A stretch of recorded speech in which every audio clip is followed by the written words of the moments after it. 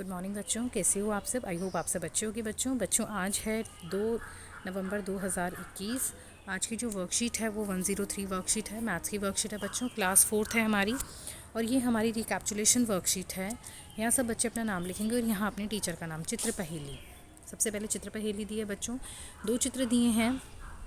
पहले चित्र को देखकर दूसरा चित्र बनाया गया है, लेकिन दूसरे चित्र में कुछ गलतियां हो गई हैं, वो हमें ढूंढनी है। तो देखो, सबसे पहले तो यहाँ पर 2 बादल हैं, लेकिन यहाँ एक ही बादल है।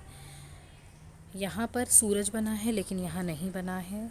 इसके अलावा यहाँ पर 2 सॉक्स सूख रही हैं, यहाँ केवल एक ही सॉक्स है। ये देखो, इस वाले कपड़े पर डिज़ाइन बना है, इस पर नहीं बना है। यहाँ पर इस कपड़े पर चिड़िया बनी है, जबकि इस पर नहीं बनी है। तो मुझे ये 5 गलतियाँ मिली हैं। इसके बाद देखिए, पैमाने स्केल का प्रयोग करते हुए नीचे दी गई चीज़ों की लंबाई व चौड़ाई मापकर सही उत्तर पर निशान लगाइए। देखो बच्चों, हमने स्केल से कैसे मापा जाता है ये सीखा हुआ है ना। हमें पता है स्केल से कैसे मापना है। अब देखो, अपनी गणित की पुस्तक की लंबाई लगभग कितनी है हमारी। आप क्या करेंगे, स्केल लेंगे, स्केल से अपनी गणित की पुस्तक की लंबाई मापेंगे। तो मैंने मापी तो मुझे लगभग 28 सेंटीमीटर के करीब वो मिली है। ठीक है, अपनी गणित की पुस्तक की चौड़ाई मापिए। चौड़ाई मापेंगे, कितनी है, लगभग 21 सेंटीमीटर के करीब मुझे लगता है होगी। आप खुद मापेंगे ये और फिर लिखेंगे। नई पेंसिल की लंबाई लगभग कितनी होगी बच्चों, ये आप खुद मापेंगे। इसके अलावा 20 के नोट की लंबाई कितनी होगी, 50 के नोट की चौड़ाई लगभग कितनी होगी।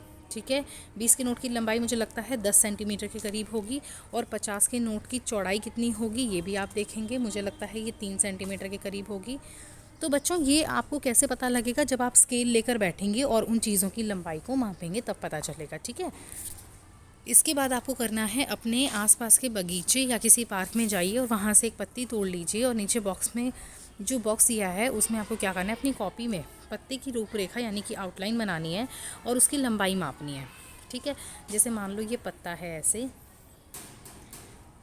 आपने इसकी ऐसे उसको रख के ऐसे आउटलाइन कर लिया और यहाँ से लेके यहाँ तक इसकी लंबाई मापी स्केल से कितनी है।